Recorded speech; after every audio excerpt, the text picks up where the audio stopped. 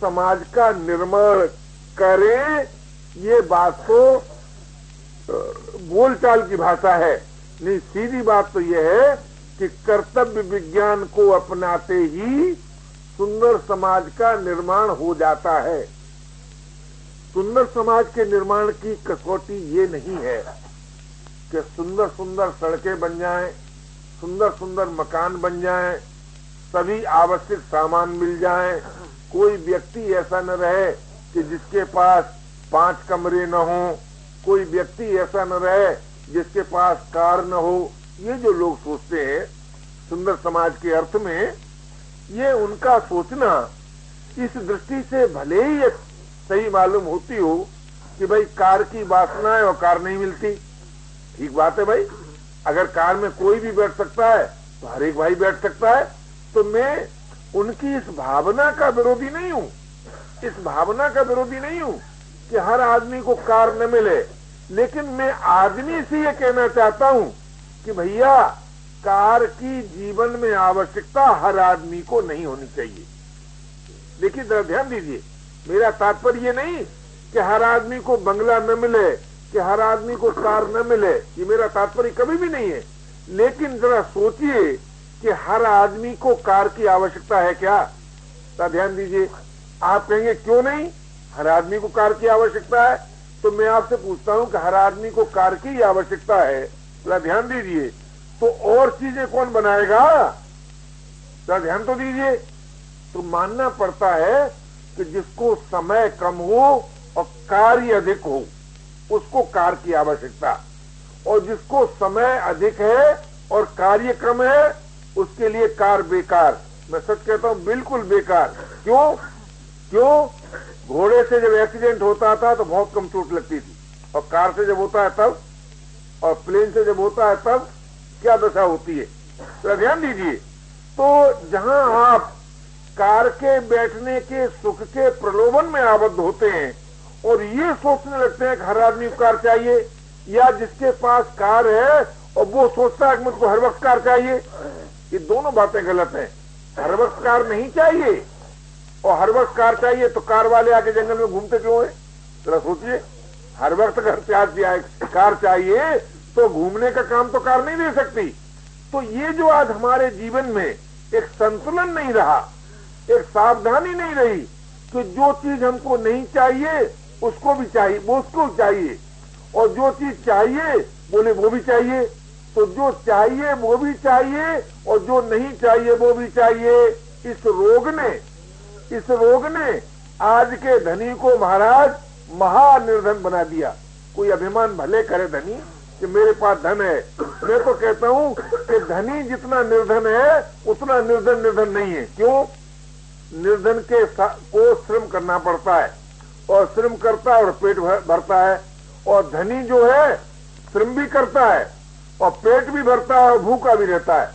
जितनी चिंता, जितनी भय, जितनी संकीर्णता, तो ध्यान दीजिए, संकीर्णता का अर्थ ये नहीं है कि आपने 10 लाख में से 1 लाख दे दिया, आप बड़े उदार हो गए। अरे आपने तो 1/10 दिया। उदार तो वो है जिसने 1.5 रुपये मजदूरी से कमाया और आज उपवास किया, पूरा दे दिया। आप किसी धनी को बता सकते हैं? आप किसी धनी को इतना दानी बता सकते हैं जिसने अपनी पूंजी का बड़ा हिस्सा दान में दिया हो और छोटा हिस्सा रखा हो? आप हम गरीबों को, सैकड़ों को बता दें आपको ऐसे कि जिन्होंने बड़ा हिस्सा दान में दिया और छोटा रखा। तो बताइए उदार कौन ज्यादा हुआ? इसका अर्थ कोई भाई ये न समझ बैठे कि मैं किसी व्यक्ति विशेष से ये बात कहता हूं। उसूल पे सोचिए तो धन के संग्रह से कोई निर्धनता मिट जाए ये बात नहीं है। हाँ, धन के संग्रह से एक मिथ्या अभिमान आ जाए ये बात जरूर है, और धन न रहने से कोई निर्धन हो जाए ये बात भी नहीं है। तो आज रोक क्या लगा?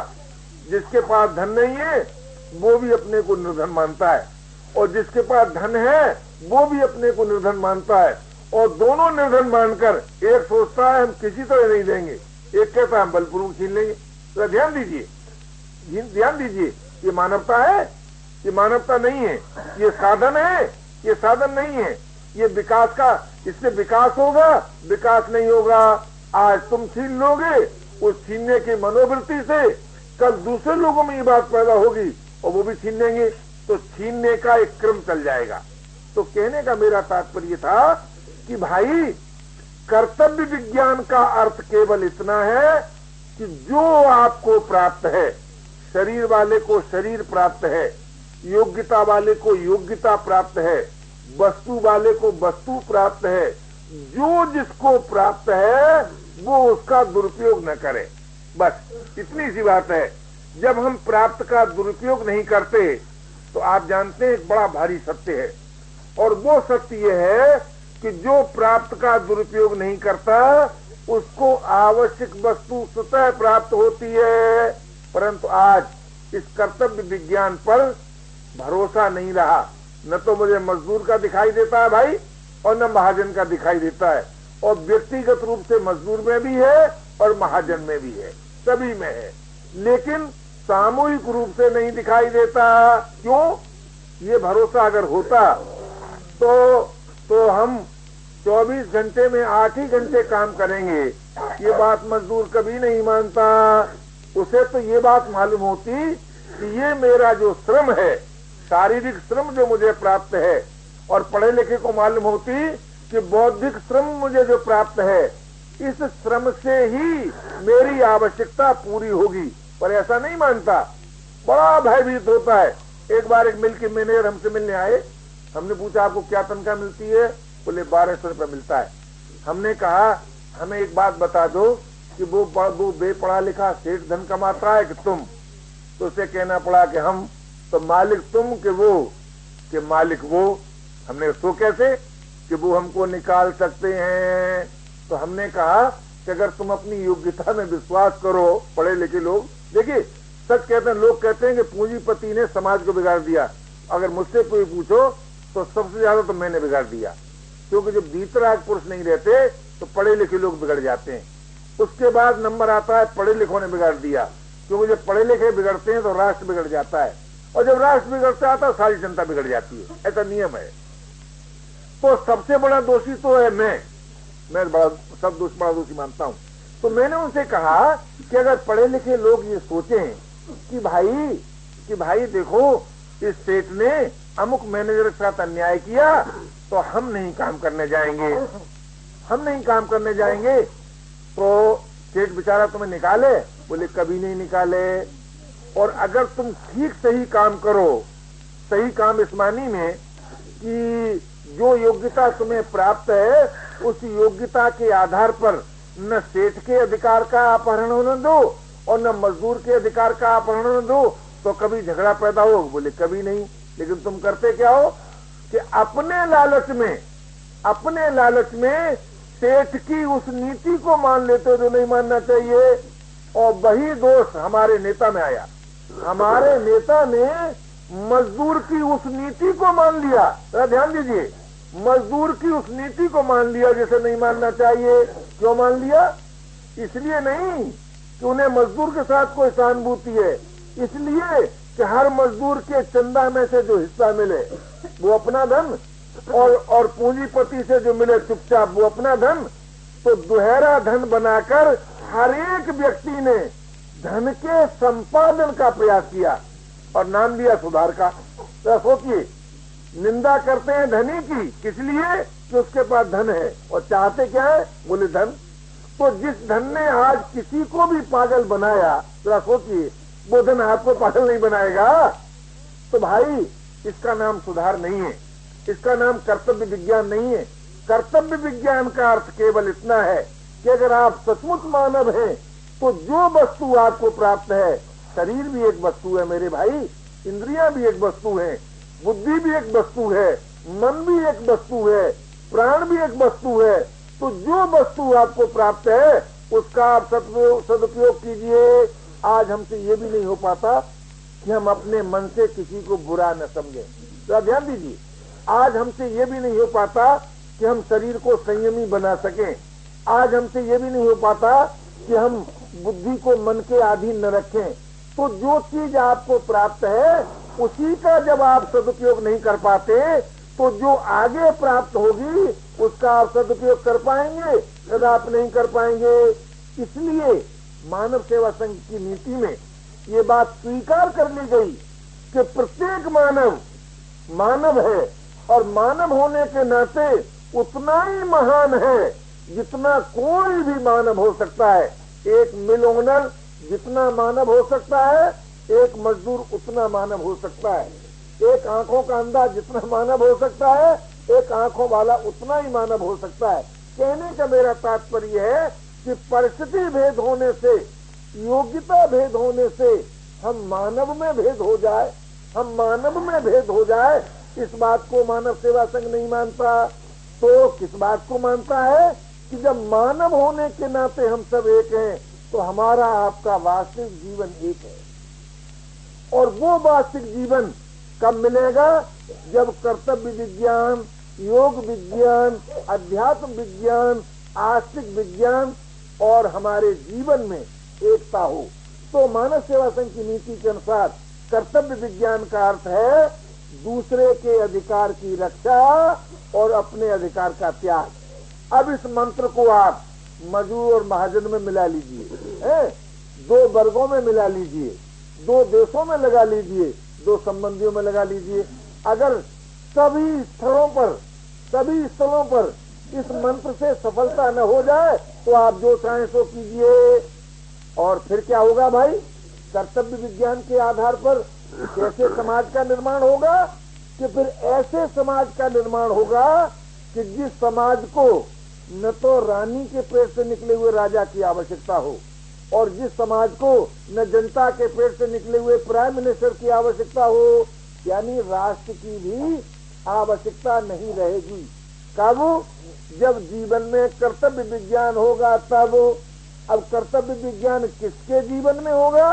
मानव सेवा संघ का संबंध में निर्णय है कि ये उपदेश दूसरे को नहीं देना है। ये तो हमको और आपको स्वयं ही, यानी हमको मानना होगा हमारे जीवन में कर्तव्य विज्ञान हो, आपको मानना होगा हमारे जीवन में कर्तव्य विज्ञान हो। तो अपने सुधार से पूर्व जो दूसरे के सुधार की बात कही जाती है, ये सुधारवाद एक पेशा है और मैं भी उसी पेशे में हूँ, क्योंकि मैं भी तो यही ना कर रहा हूँ। लेकिन ये करते हुए मैं आपसे बताता हूँ कि अपना सुधार जो नहीं कर सकता वो किसी का सुधार नहीं कर सकता। सुधार के नाम पर अपनी कामनाओं की पूर्ति कर सकता है। कल मैं विद्यार्थियों से बात कर रहा था तो मैंने कहा तुम किसको बड़ा आदमी मानते हो? तो लोगों ने जवाहरलाल जी का नाम लिया, राजेंद्र बाबू का नाम लिया, बड़े बड़े लोगों का लिया, महात्मा गांधी का लिया, तिलक का लिया। तो मैंने कहा कि सेवा का अंत त्याग में होना चाहिए कि भोग में? तो वही छोटे छोटे बच्चे कहते हैं त्याग में।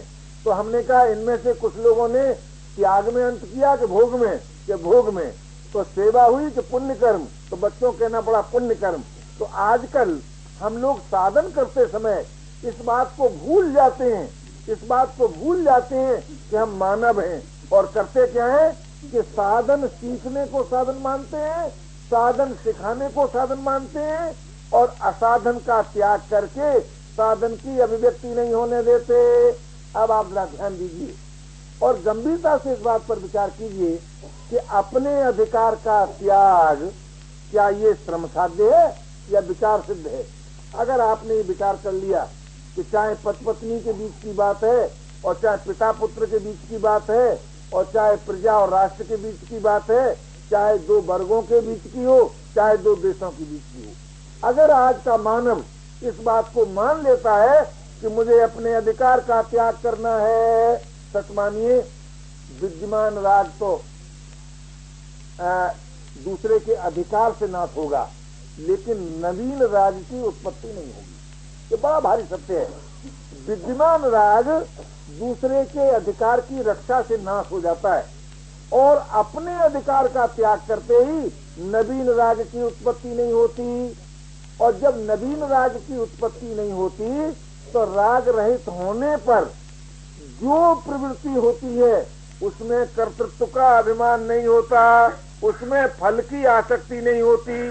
तो आज हमसे भूल क्या हुई कि कर्मयोग को खूब सीखा और खूब सिखाया पर किया नहीं। ध्यान दीजिए, सीखा खूब, सिखाया खूब, किया नहीं। क्यों नहीं किया कि अपने अधिकार का त्याग आज अवश्य नहीं है, दूसरे के अधिकार की रक्षा में आज आकुलता नहीं है, व्याकुलता नहीं है। व्याकुलता तो ऐसी होनी चाहिए कि हाय हाय, हम अगर दूसरे के अधिकार का रक्षा नहीं करेंगे तो हमारा विद्यमान राग नाश ही नहीं होगा। अगर ये भावना हम और आप स्वीकार कर लें तो हर एक भाई का प्रत्येक प्रवृत्ति द्वारा, आज एक बड़े समझदार साधक हमारे अभिन्न हृदय हमसे कहते हैं कि ये तो एक बंधन हो गया, बड़ी सजगता हो गई। जरा सोचो तो सही, दूसरे के अधिकार की रक्षा बंधन है कि महान स्वाधीनता है। और अपने अधिकार का त्याग कोई श्रम है? लेस मात्र भी श्रम नहीं है। तो जो आप कर सकते हैं अथवा जो आप करते हैं उसमें क्या इस बात का प्रकाश है कि हम दूसरे के अधिकार की रक्षा कर रहे हैं? ऐसा है? अच्छा, और क्या आपने अपने अधिकार का त्याग कर दिया है? यदि अपने अधिकार का त्याग कर दिया है और प्रवृत्ति दूसरे के अधिकार की रक्षा में है तो प्रवृत्ति भी राग रहित होने का साधन, और सरकार निवृत्ति भी राग रहित होने का साधन। और जहाँ राग रहित भूमि प्राप्त हुई कि योग रूपी वृक्ष आ गया अपने आप। ये बड़ा अलौकिक वृक्ष है, खींचना नहीं पड़ता है। और जहाँ योग रूपी वृक्ष आया कि उसमें तत्व ज्ञान रूपी फल लग गया अपने आप। और जहाँ तत्व ज्ञान रूपी फल लगा कि उसमें प्रेम का रस परिपूर्ण है। तो साधन का आरंभ कहाँ से हुआ भाई? कर्तव्य विज्ञान से। अंत कहाँ हुआ? आस्तिक विज्ञान में। और मध्य में क्या है? योग विज्ञान, अध्यात्म विज्ञान। अब जरा ध्यान दीजिए कि कर्तव्य विज्ञान का फल है सुंदर समाज का निर्माण, योग विज्ञान का फल है सामर्थ्य संपादन, अध्यात्म विज्ञान का फल है स्वाधीनता और अमरत्व, आस्तिक विज्ञान का फल है अगाध अनंत रस। जहाँ ये समस्त विज्ञान एक हो जाते हैं उसका नाम मानव सेवा संघ की भाषा में मानवता है। और उस मानवता में ही पूर्णता निहित है। क्यों? मानव की मांग सभी को, और मानव की बोले अपनी कोई मांग नहीं। आप कहेंगे मानव की मांग सभी को क्यों हो गई? इसलिए हो गई कि मानव जीवन जगत के लिए उपयोगी, ये उसकी कसौटी है। और मानव जीवन अपने लिए उपयोगी, और मानव जीवन प्रभु के लिए उपयोगी। तो मानव सेवा संघ उसी को मानवता मानता है कि जिसका जीवन सभी के लिए उपयोगी सिद्ध हो। और वो हो सकता है। क्यों हो सकता है? कि उस जीवन के लिए हमें पर की ओर नहीं देखना है। देखिए, मानवता का ह्रास तभी होता है जब मानव जीवन पाकर, चाहे उसकी कितनी भयंकर परिस्थिति हो, कितनी प्रतिकूल परिस्थिति हो, जब मानव होकर ये सोचता है कि मेरे सुख का कारण कोई और हो सकता है अथवा मेरे दुख का कारण कोई और हो सकता है, यही सबसे बड़ी अमानवता है। और ये मानव के लिए बड़े ही कलंक की बात है कि मानव जीवन पाकर कोई ये सोचे कि मुझे कोई और, किसी और से सुख मिलेगा और मुझे किसी और ने दुख दिया है।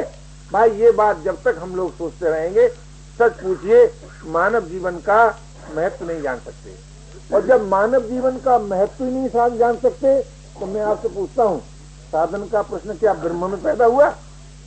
साधन का प्रश्न क्या ब्रह्म में है या साधन का प्रश्न जगत में है? न जगत में साधन का प्रश्न है सरकार, न ब्रह्म में साधन का प्रश्न है। साधन का प्रश्न है मानव में। इसलिए साधन का उत्तरदायित्व मानव मात्र पर है। और वो साधन हमें तभी प्राप्त हो सकता है जब हम इस बात को स्वीकार कर लें कि कर्तव्य विज्ञान के द्वारा हम सुंदर समाज का निर्माण बनाएंगे, सुंदर समाज का निर्माण करेंगे। योग विज्ञान के द्वारा हम सामर्थ्य संपन्न हो जाएंगे, अध्यात्म विज्ञान के द्वारा हम अमर हो जाएंगे, और आस्तिक विज्ञान के द्वारा हम अगाध अनंत रस की उपलब्धि करेंगे। ये जिसका उद्देश्य है, और जो स्वाधीनता पूर्वक इस उद्देश्य को पूरा कर सकता है, मेरे विचार से उसी का नाम मानव है, और उसी की मांग जगत को भी है, प्रभु को भी है। ओम।